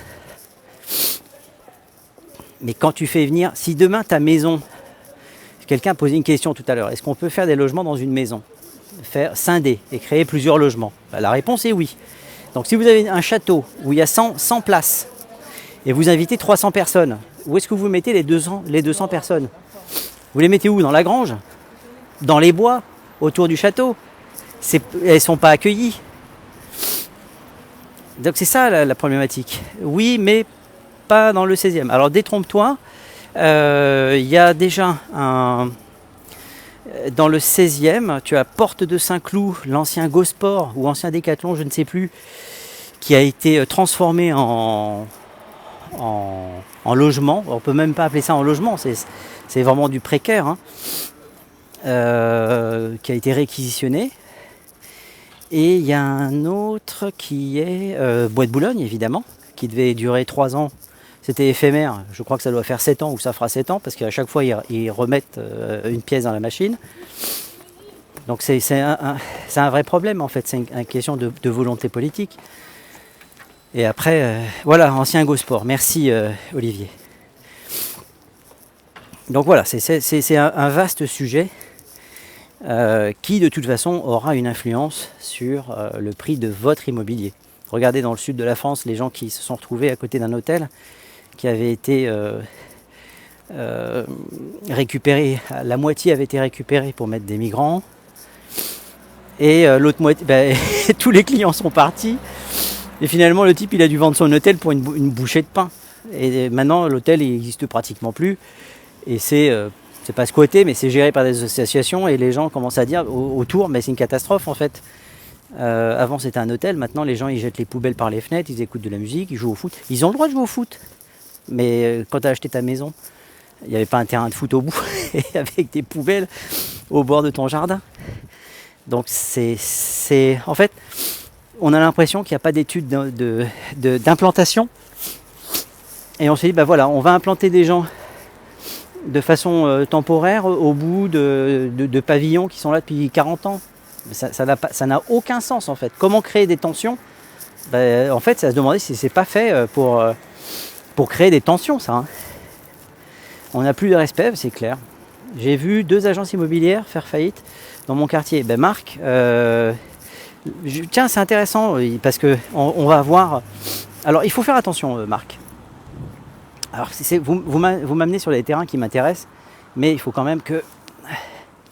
Allez, dans un quart d'heure, je coupe parce que j'ai vraiment du boulot. Mais c'est assez intéressant.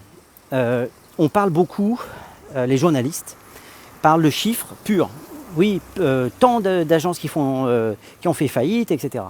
Mais il faut mettre en parallèle.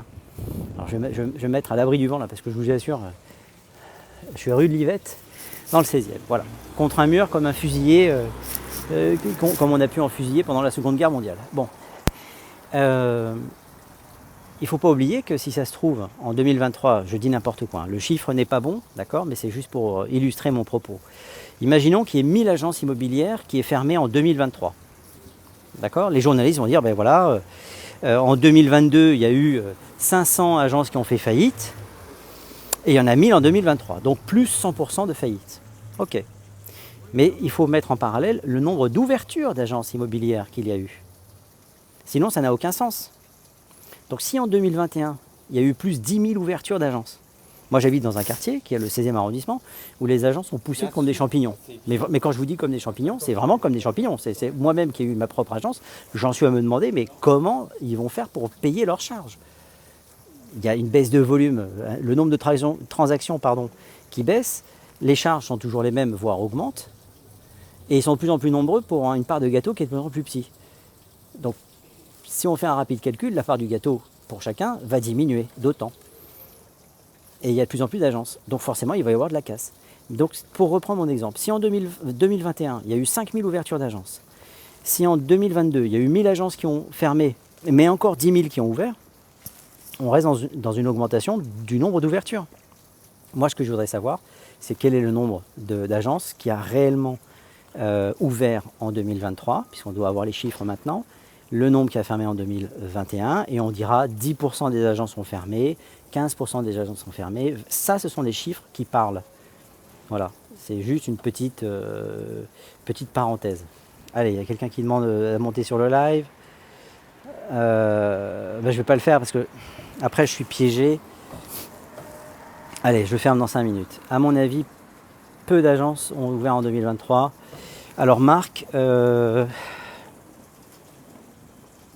difficile à dire parce qu'en fait 2023 a été une année vraiment particulière. En tout cas, il y a des grosses agences qui sont en train d'ouvrir, qui ont en tout cas qui occupent les locaux avec des vitrophanies, des autocollants sur les vitrines. Mais c'est assez impressionnant. Bon, ils n'ont pas encore ouvert. Hein. Ça, c'est encore un truc particulier. Tout se casse la gueule, TPE, PME, ouais, c'est pas faux. Barnes a ouvert à Michel-Ange Auteuil. Barnes, oui, mais c'est vieux ça déjà, non? C'était en 2023, Olivier, ça? Mitoyen avec, comment s'appelle l'autre agence? Féo, Christie's. Et puis en face, il y a quelques années, vous avez encore une autre agence qui a ouvert. Non mais ça n'arrête pas en fait, c'est complètement délirant. Et on est bien d'accord qu'il y a une baisse de volume. Donc baisse de volume dit que forcément la part du gâteau est moins importante. Voilà. Bon, c'est pas très élégant de parler de part du gâteau, puisqu'on parle de vos appartements, mais Barnes hors de prix. Ben, bien sûr, mais vous connaissez la logique des choses. Je vais vous la donner. Tiens, c'était pas. Je vais me quitter, je vais encore me faire des copains. La technique pour rentrer un mandat. D'accord? Je viens vous voir, vous là, tiens, vous là, qui me regardez, je viens vous voir. Et je lui dis que votre appartement, il a été estimé 400 000. Moi, j'ai des clients à 600 000 euros. Parce que moi, je suis Barnes. Moi, je suis Féo. Moi, je suis Christie's. Je suis qui vous voulez. Mais moi, mes clients, ils payent 600 000. Ils surpayent à chaque fois. Qu'est-ce que vous tentez? Là, vous dites, attends, il faudrait quand même être idiot pour ne pas tenter. 100% des gagnants ont tenté leur chance. C'est pas moi qui l'invente, c'est le loto. La française des jeux. Donc, vous donnez votre mandat. D'accord? Et votre mandat, il arrive en vitrine. Il est affiché donc à 600 000, là où tout le monde penserait que ça valait 400 000. Quelqu'un va passer devant la vitrine, va se dire, attends, c'est incroyable, mais moi j'ai un appartement qui est totalement cohérent par rapport à... C'est le même, mais je pensais que ça valait 400, ils le vendent 600, ils sont trop forts. Ben, je pousse la porte. Vous pouvez me dire, où est-ce qu'il est votre appartement à 600 000? Oui, il a telle adresse. Ben, c'est incroyable, moi je vends le mien à 400. Ben, attendez, on va le rentrer à 600. Et c'est comme ça s'appelle les attrapes-couillons. Voilà. Donc, ils le refont la part d'ailleurs. Voilà. Donc, vous voyez, tout ça est une stratégie bien huilée. Si vous ne voulez pas vous tomber dans le panneau, vous faites venir 2 à 3 agences, d'accord, agences, professionnels de mobilier, la personne avec qui vous êtes en confiance en fait, hein, peu importe qu'il ait une agence, qu'il soit mandataire, agent co, tout ce que vous voulez, puisque maintenant il y a plein de possibilités de faire mon métier. Mais la commission est indexée sur le prix de vente final. Oui, Marc, on est d'accord. Mais n'oublie jamais une chose, c'est que ce qui compte, et la difficulté dans mon métier, c'est de rentrer le produit, si on doit parler comme un professionnel. Après, une fois que le produit est rentré avec un mandat, eh ben on va travailler et faire en sorte d'expliquer au propriétaire que le marché s'est cassé la gueule. Ah bon? Mais pourquoi ça s'est cassé la gueule? Ben, vous comprenez bien, regardez ce qui se passe en Ukraine. Regardez ce qui se passe au Moyen-Orient, regardez ce qui se passe aux États-Unis, regardez ce qui se passe en Belgique, au Luxembourg, c'est une catastrophe. C'était pas vrai il y a 15 jours. Et puis les gens vont dire, ah ben oui, c'est vrai, oui. Mais qu'est-ce qu'il faut faire? Ben il faut baisser le prix. Hein. Ah bon? Mais de combien? Ben écoutez, ce qui serait bien, c'est de commencer de passer à 550. Hein. Puis quand vous passez à 550, ah ouais, mais c'est pas assez. Hein. Vous avez vu l'Ukraine, hein, c'est de pire en pire. Hein. Faut passer à 500. Hein. Mais 500, ah bon? Et puis hop, on va commencer à toucher des clients qui vont commencer à visiter, puis qui vont faire, attendez, nous, on veut faire une offre, mais c'est plutôt 400, non? Bah tentez, qui ne tente rien à rien. Et quand on arrive à 400, bah, qu'est-ce qui se passe? Bah, vous avez perdu du temps en fait. Vous étiez à 400. Si vous l'aviez mis à 400 dès le départ, vous auriez vendu. En vous faisant croire qu'on peut le vendre et que c'est la martingale, eh ben, on s'est moqué de vous et on vous a fait perdre du temps. Voilà. Donc arrêtez de penser que les agences rendent des mandats parce que à n'importe quel prix que ça va se vendre et que de toute façon leur intérêt c'est de le vendre. Non, leur intérêt c'est de rentrer de la marchandise pour rentrer de la marchandise. C'est de créer un cercle vertueux. Plus on rentre de biens, plus on en rentre. D'accord? Quel que soit le prix. Mais ça c'est un truc, il faut être dans le métier pour le savoir. Donc prenez quelqu'un avec qui vous soyez en confiance. C'est le plus important. C'est pas tellement la maison qui est importante. C'est la personne qui est en face de vous. Voilà. Si elle a un bonnet, pas de cheveux et des AirPods dans les oreilles, c'est encore mieux. Bon, sur cette plaisanterie, tout ce que je vous dis est vrai. Merci de m'avoir suivi, hein. Vous êtes encore 68 à être là, 70. Je vais vous souhaiter une bonne soirée parce que après le surplace, il faut que je reboucle 2 rendez-vous pour ma propriétaire et que je relance d'autres personnes pour d'autres biens. Voilà. Donc je vous souhaite une bonne soirée. Merci de m'avoir suivi. L'intégrale, comme d'habitude, vous le retrouvez sur YouTube. Je vous invite à vous abonner. Je vous remercie. Grâce à vous, on a passé le cap des 10 000. On va attraper Immobilier, mon copain. Et merci pour les petits cœurs. Bonne soirée à tous. Merci Olivier, à toi aussi. Et Olivier, merci de partager tes photos sur l'avancement des travaux. Merci la mairie de Paris. Des travaux qui n'en finissent jamais, quoi. C'est un truc de fou. À Paris, on a beaucoup de chance, hein. Ça, en fait, ils ont dû... Enfin bon, je ne vais pas me relancer parce que je deviens fou tout seul. Je vous souhaite à tous une très bonne soirée. Encore une bonne année, parce qu'on peut encore le dire jusqu'à la fin de l'année. Et là, j'ai des nouvelles d'un autre dossier, donc je vous embrasse tous. Et merci de me suivre et merci de partager mes vidéos. Et à très vite. Attention à vous. N'hésitez pas si vous avez des thèmes particuliers. Encore une fois, en commentaire, vous m'envoyez des messages. Tiens, on a vu ça, ça nous intéresse.